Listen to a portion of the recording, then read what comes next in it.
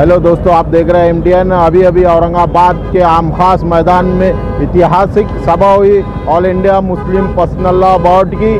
बहुत बढ़िया रही, सक्सेसफुल हुई, बहुत बढ़िया रहा अल्हम्दुलिल्लाह। इतना ज़ोर से बारिश भी आई, फिर भी मुसलमानों ने अपनी एकता बताई, एकजुट रहे और बिल्कुल नहीं हले, पूरा ग्राउंड भरा हुआ था। ये ऐतिहासिक सभा रही। वक्फ बोर्ड एक्ट 2025 के विरोध में ये सभा थी। पूरे महाराष्ट्र से लोग आए थे और ये सभा को बहुत बढ़िया से सक्सेसफुल हुई। ये विरोध रहा वक्फ बोर्ड अमेंडमेंट बिल के खिलाफ। हम तमाम का शुक्रिया अदा करते हैं हमारे चैनल के माध्यम से, जो लोग इतनी दूर दूर से आए और इस सभा को, इस एहतजाज को कामयाब किया। आगे जो भी अहकाम देंगे, जो भी आदेश देंगे, वो हमें मानना होगा और जो भी आगे आंदोलन रहेगा वो इसी तरह एकजुट होकर हमें लड़ना होगा और वक्फ बोर्ड अमेंडमेंट बिल को ख़त्म करना होगा। आप देखते रहिए MTN न्यूज़, ऐसे ही हम आपको अपडेट देते रहेंगे। कानून क्या है? वक्फ का कानून है संपत्ति से मुसलमानों को बेदखल करना, उनकी संपत्ति को छीनना। ऐसा कानून वो क्यों बना पाए? 1 मिनट में आप लोगों को मैं समझाना चाहूंगा। इसके 2 कारण हैं। एक तो भारत के मुसलमानों को आज के तारीख में लोकतंत्र तो है, लेकिन वास्तविक लोकतंत्र नहीं, ब्राह्मण तंत्र है। जो आवाज दिया मगर वो जारी ने कह रहा था क्या मोहतसिम बिल्ला तुम्हारा खलीफा चित कमरे घोड़े पर बैठ कर आएगा। और दूसरा तमाचा मारा। आप ये याद रखिए कि मोहतसिम बिल्ला उसी वक्त खड़ा हुआ और उसने ये पूछा कि अमूरिया किस तरफ है, और जब बताया गया उसको इशारे से कि अमूरिया इस तरफ है, खलीफा मोहतसिम बिल्ला 10 तरफ रवाना हुआ। ये वाकया बहुत तवील है। आपसे ये बात कहनी है, एक औरत की पुकार पर खलीफा मोहतसिम बिल्ला 10 लाख कपड़े घोड़ों पर सवार होकर जाता है। आज आपको शरीयत आवाज दे रही है। आज आपको नारे तकबीर, नारे तकबीर। हम जेठीदर आवाज साहब का इस्तेमाल करते हैं, वो स्टेज पे तशरीफ फरमाए, आप खामोशी से इस्तेमाल करते रहें। हिंगोली से तशरीफ लाए मुस्लिम पर्सनल बोर्ड के रुकन मौलाना जुनैदुर रहमान कासमी साहब 3 मिनट में अपनी बात खत्म कर रहे हैं।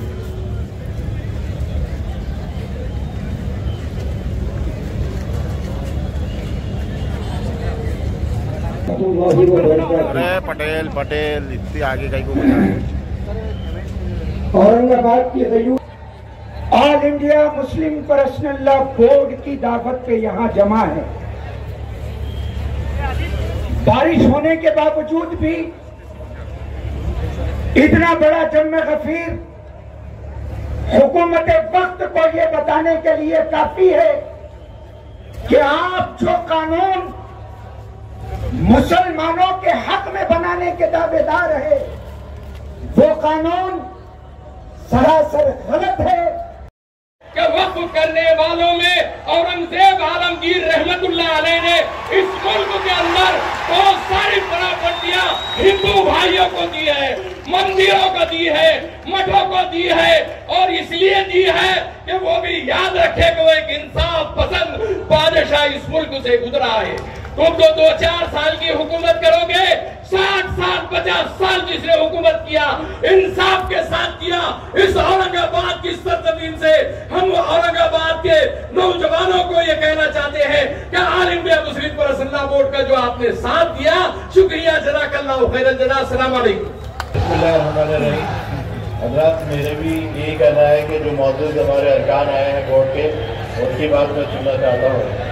सिर्फ 2-3 बातें आपसे अर्ज करना चाहता हूँ।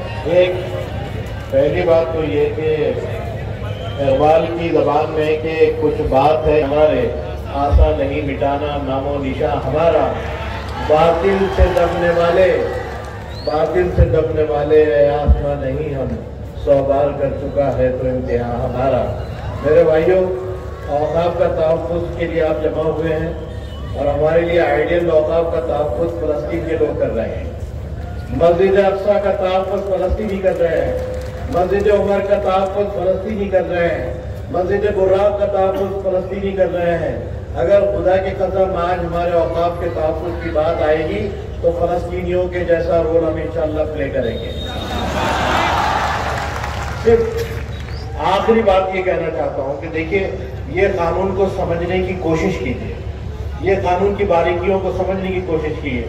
दूसरी बात, पर्सनल लॉ बोर्ड ने जो मुहिम शुरू की है उसका पूरा साथ देने की कोशिश कीजिए।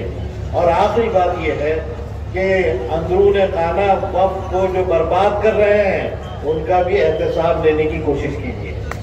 और इस आखिरी बात के तौर पर कि ये कानून मुसलमानों के खिलाफ है, हाथ उठा के अल्लाह अकबर कहिएगा, ये कानून मुसलमानों के खिलाफ है, ये कानून को हम मुस्तरद करते हैं, हाथ उठा के बोलिए कि ये कानून को हम मुस्तरद करते हैं और ये कानून को वापस लेने का मुतालबा करते हैं।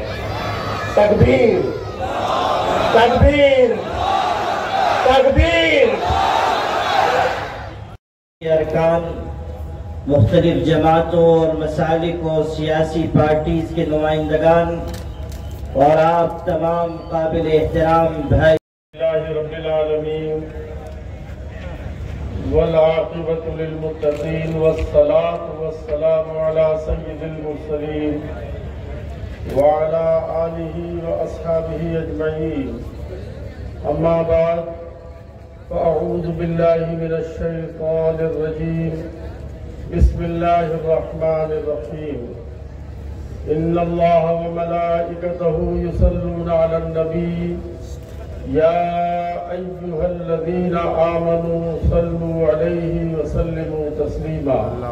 अल्लाहुम्मा सल्लि अला सय्यिदिना व मौलाना मुहम्मद व अला आलि सय्यिदिना व मौलाना मुहम्मद व बारिक व सल्लिम व सल्लु अलैहि।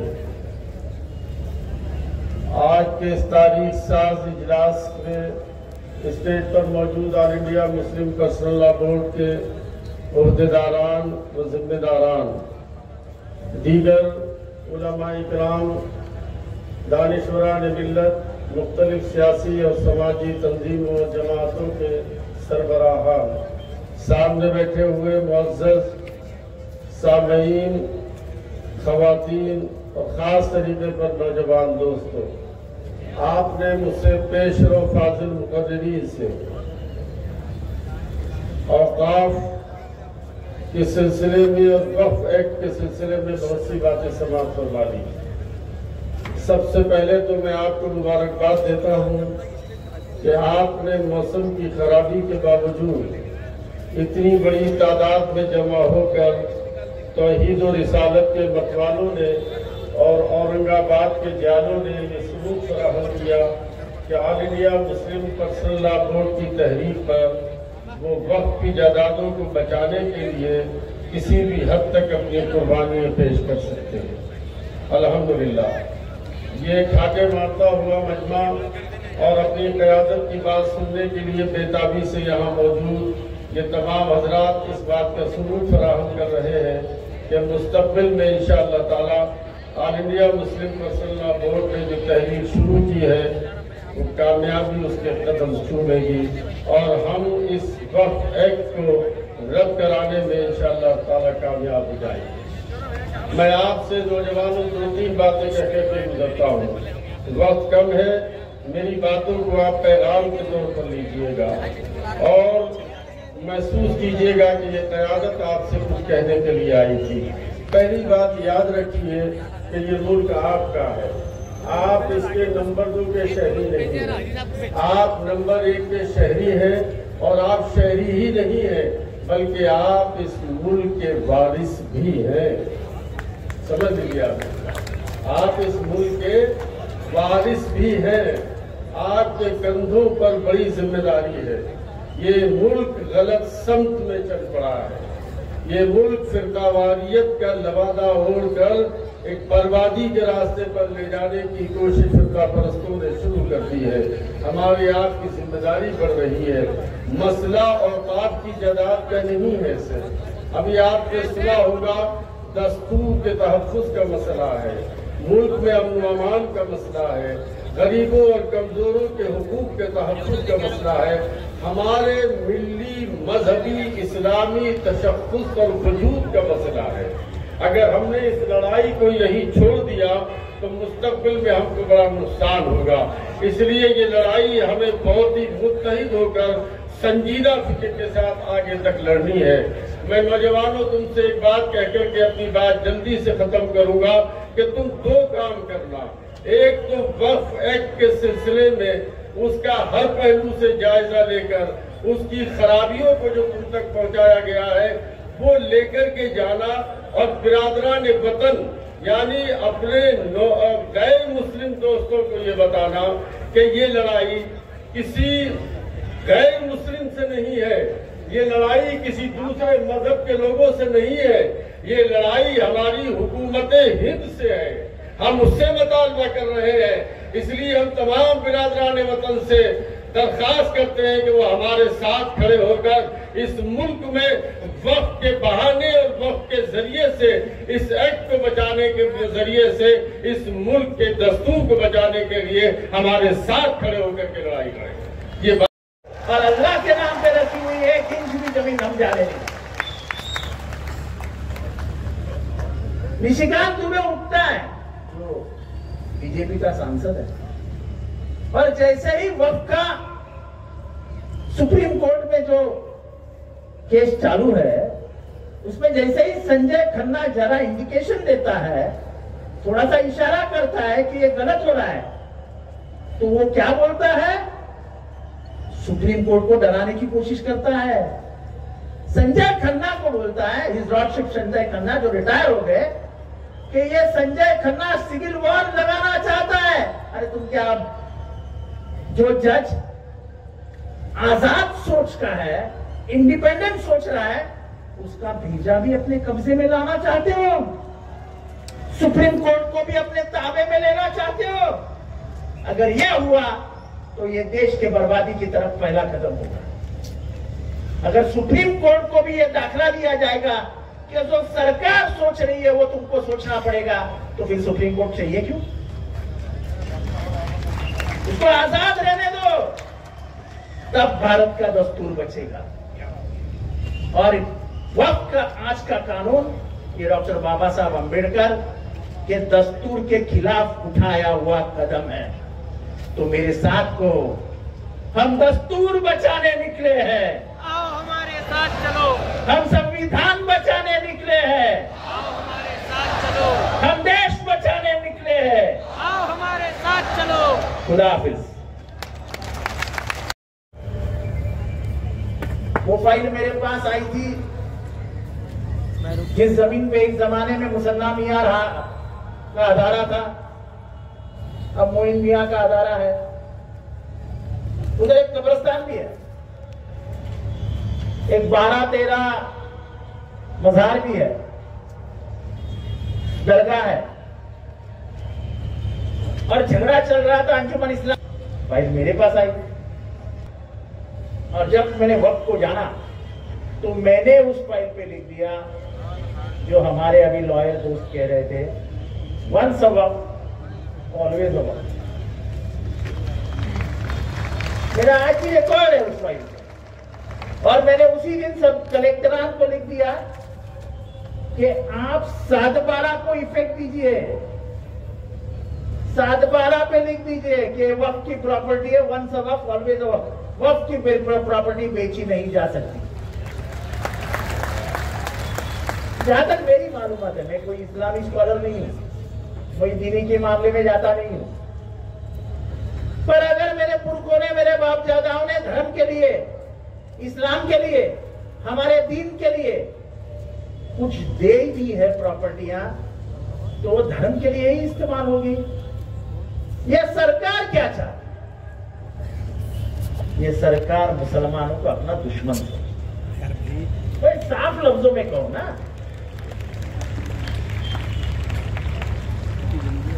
कब्रिस्तान कहां से लाओगे? अगर वक्त की जमीनें नहीं रही तो कब्रिस्तान कहां से लाओगे?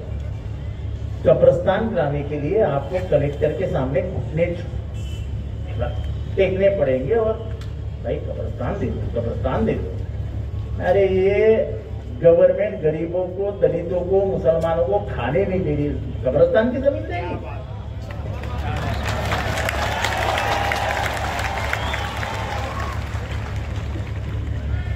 जिस तरीके से वकालत, वो चीफ क्या हो? सुप्रीम कोर्ट में जो बहस चल रही थी, मुझे मालूम नहीं कितने लोगों ने सुनी, लेकिन संजय खन्ना से जो chief justice his lordship justice Khanna थे, उनसे जिस तरीके से हमारे सॉलिसिटर जनरल तुषार मेहता बात कर रहे थे, कितने लोगों ने सुना था? वो धमका रहे थे कि आप क्यों उसमें दखलंदाजी कर रहे हो। अरे भाई, संविधान में प्रावधान है, अगर लोकसभा में कोई बिल पास होता है तो उसका जुडिशियल रिव्यू करने का काम इस देश का सुप्रीम कोर्ट कर सकता है। और संजीव खन्ना ने जो कहा वो आप भी याद रखिए। ये जमीन जो है जिस पे आप बैठे हो, ये जमीन वक्फ की जमीन है कि नहीं है? जरा हाथ उठाओ और जरा जोश दिखाओ ना। ये मल्लिक अंबर की जमाने से है। अभी यहाँ के कलेक्टर पूछेंगे कागजात लाओ, तो मल्लिक अंबर जी को लेके आऊं क्या नीचे अभी? और यही संजय खन्ना ने पूछा कि भाई 1500 साल, 1400 में, 1300 में, 1200 में, 1600 में, 1700 में जो मस्जिदें बनी, जो कब्रिस्तानें बने, जो मजार बने, ये कौन से मुल्क की बात कर रहे हैं आप? इस देश के दस्तूर में स्पष्ट कर दिया है कि हमको हमारे धर्म का अधिकार है। बात यह है कि मेरे घर में क्या करना चाहिए ये मैं तय करूंगा ना।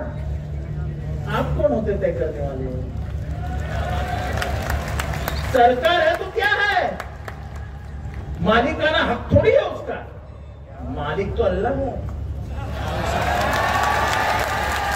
ये अल्लाह के नाम पे दी हुई जमीनें हैं। ये किसी के बाप की जायदाद नहीं है। इसका इस्तेमाल सिर्फ दीनी कामों को होना चाहिए। ये आपको भी मंजूर होना चाहिए। जिसने भी जमीन, मैं बहुत अहम बात कहने जा रहा हूं, जिसने भी जमीन अंबानी को दी, भले वो हमारा भाई था, लेकिन वो कौम का दुश्मन है। तुम यतीम खाने की जमीन अंबानी को कैसे दे सकते हो? कुछ कुछ गलतियां हमारे से हुई, इसके ऊपर आज उंगलियां रखी जा रही है। लेकिन अगर कानून करना है तो हमें मंजूर है। कानून ये करो कि वक्फ की प्रॉपर्टी है, इसके बाद बेची नहीं जा सकती। जो बेचेगा वो जेल में जाएगा। हमें मंजूर है, हमें मंजूर है। लेकिन हमारे बापजादाओं ने हमारे अगली नस्ल के लिए, हमारे कॉलेजेस के लिए, हमारे तालीम के लिए, हमारे मदरसे के लिए, हमारे मस्जिदों के लिए जो प्रॉपर्टियां हमारे दीनी मसलाक के लिए रखे हैं, उसको खींच लेना ऐसा थोड़ी है।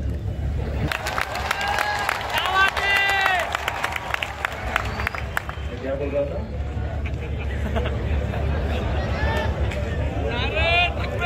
ये बापदादाओं ने जो प्रॉपर्टियां दी है वो हमारे अगली नस्ल के लिए है। और उस नस्ल को तुम घुटने पे लाके शर्मिंदगी महसूस करके उसको ऐसे खड़ा करो, भाई दे दे, भाई दे दे, भाई दे दे भाई। ऐसा है। सब प्रॉपर्टी है जो वक्फ की है। अभी ताजमहल देखो आगरा का, उसके बाद में कितनी बड़ी प्रॉपर्टी है। अगर सरकार उसको मालिकाना हक करेगी तो गलगर 5 स्टार होटल बन जाएगा। आज दिल्ली में जितनी भी ओपन लैंड है, सबसे ज्यादा ओपन लैंड किसके पास है? वक्फ के पास है। सबसे मध्य दिल्ली की इंपॉर्टेंट प्रॉपर्टी किसके हाथ में है? वक्फ में हाथ में है।